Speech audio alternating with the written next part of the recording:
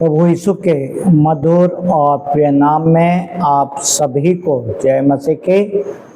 परमेश्वर का धन्यवाद कि परमेश्वर ने एक मौका और दिया कि मैं आप लोगों के बीच में प्रभु के जीवित कलाम को लेकर आने पाया हूँ। आज का जीवित कलाम जो हमें मिलता है वो है इब्रानियों उसका 11 अध्याय और उसका 6 पद।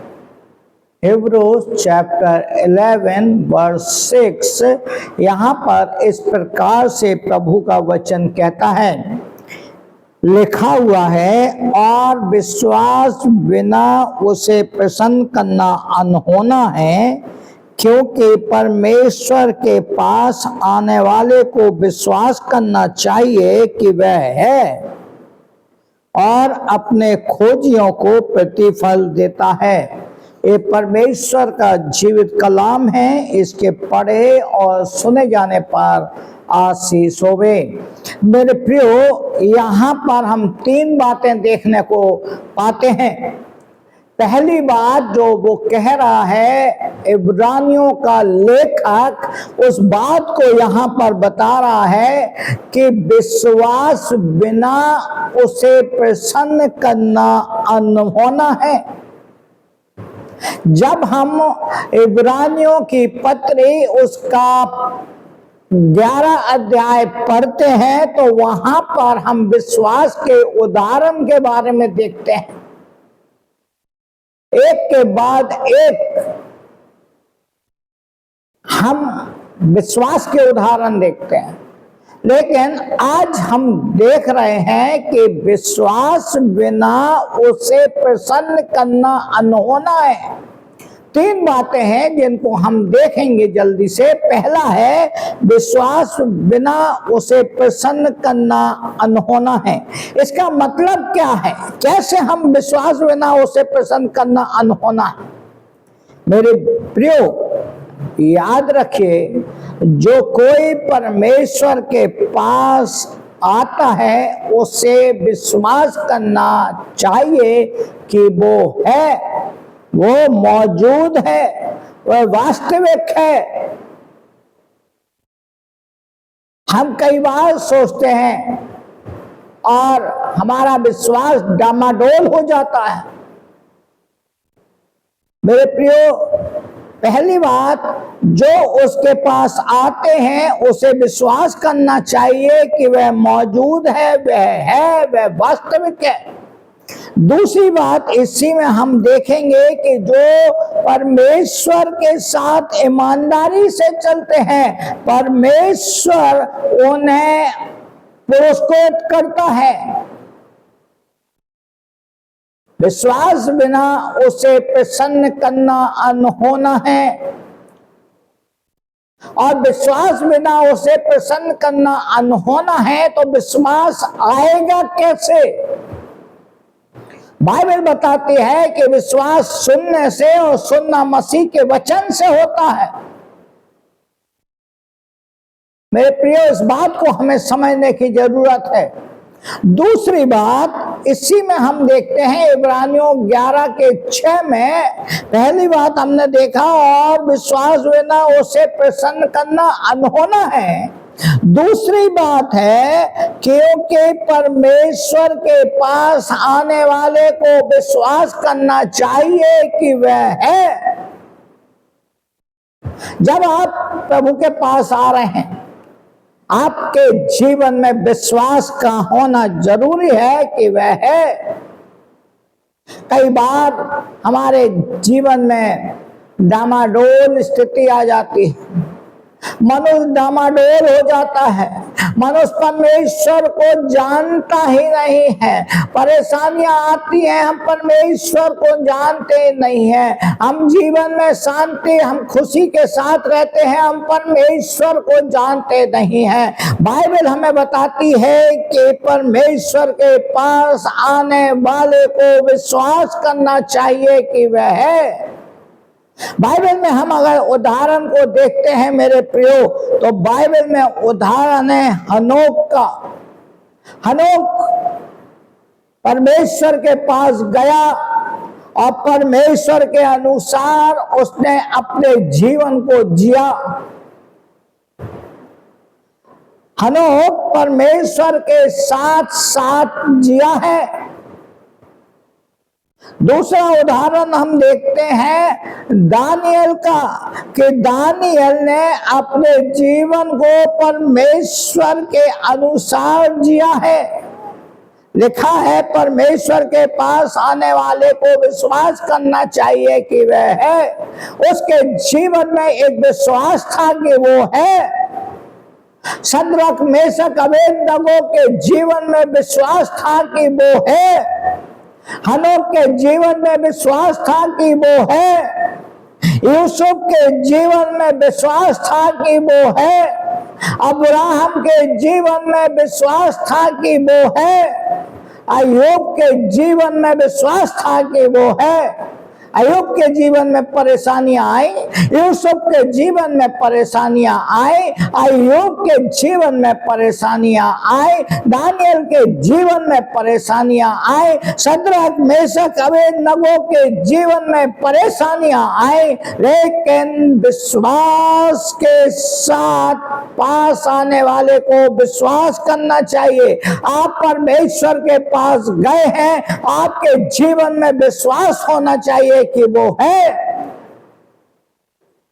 और तीसरी बात हम देख रहे हैं कि जब हम उसे प्रसन्न कर देंगे, जब हम अपने जीवन में समझ लेंगे कि वो है, तब तीसरी बात क्या होगी कि वह अपने खोजियों को, खोजी मतलब जो उसे प्रसन्न करते हैं, जो समझते हैं कि वो है खोजे,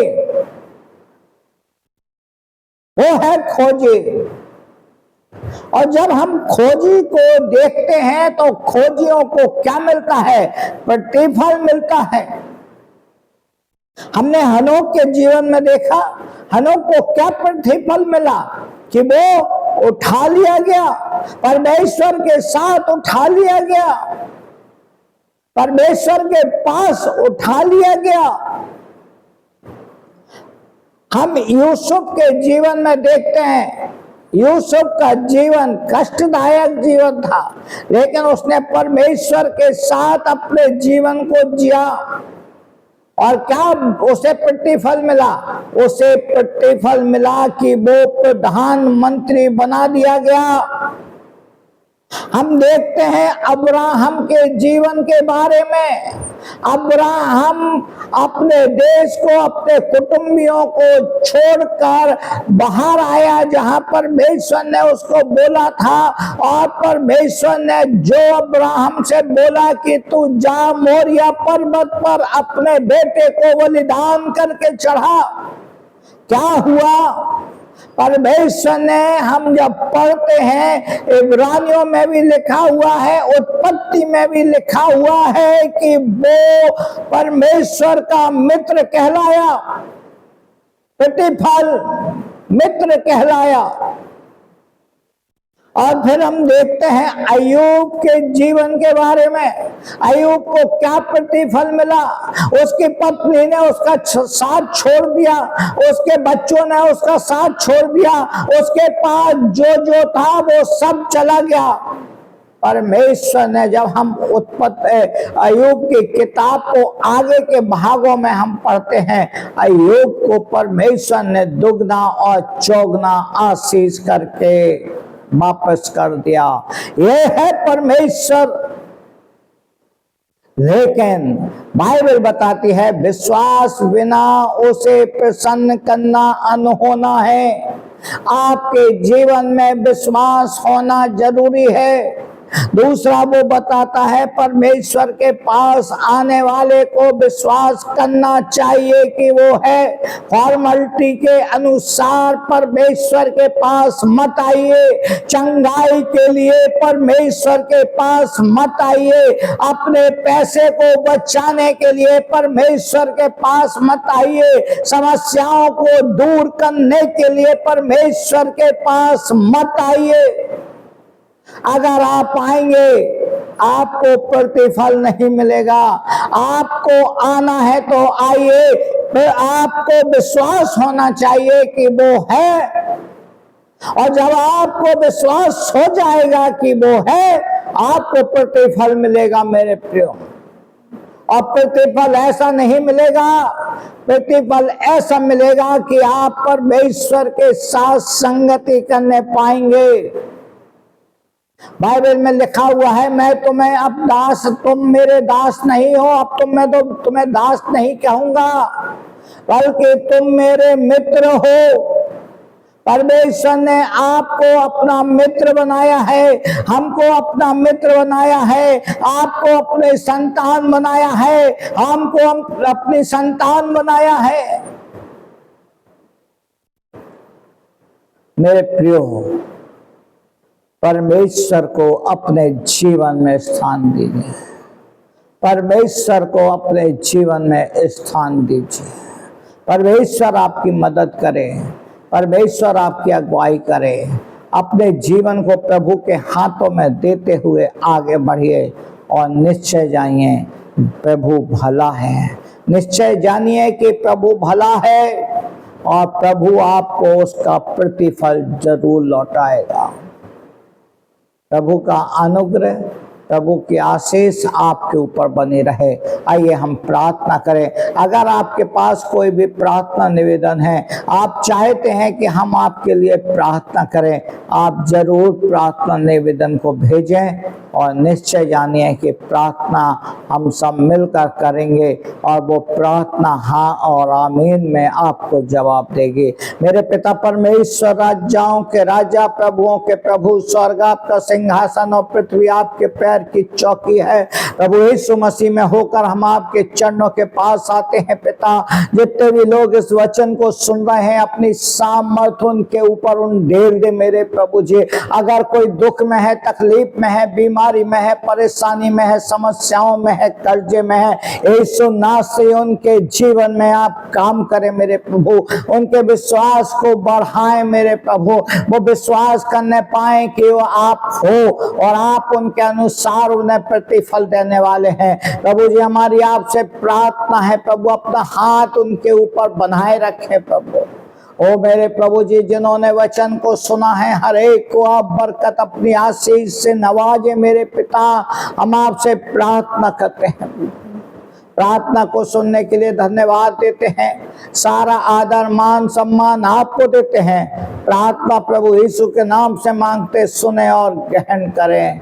आमीन, आमीन और आमीन। अब हमारे पिता परमेश्वर का प्रेम, प्रभु यीशु मसीह का अनुग्रह, पवित्र आत्मा की मीठी संगति और सहभागिता हम में से हर एक के ऊपर, हमारे हर एक विश्वासी भाई बहनों के ऊपर और जितने इसको सुन रहे हैं उनके और उनके परिवार के ऊपर अब से लेकर प्रभु यीशु के द्वितीय आगमन तक बनी रहे। आमीन, आमीन और आमीन। आप सभी को जय मसीह के। प्रभु आप सबको बहुत आशीष दे। इस वचन को आप सुनें और इस वचन को दूसरे तक पहुंचाएं कि ये वीडियो दूसरे लोग भी सुन सकें। और जिन्होंने इसको सब्सक्राइब, लाइक नहीं किया है, आप कृपया कर लाइक करें और सब्सक्राइब करें और दूसरों तक आप इस मैसेज को पहुंचाएं, जिससे कि आपके पास इसका नोटिफिकेशन आ सके और आपके पास मैसेज पहुंच सके। प्रभु आप सबको बहुत आशीष दे। प्रभु का अनुग्रह, प्रभु की आशीष आपके ऊपर, आपके परिवार के ऊपर बनी रहे। जय मसीह के।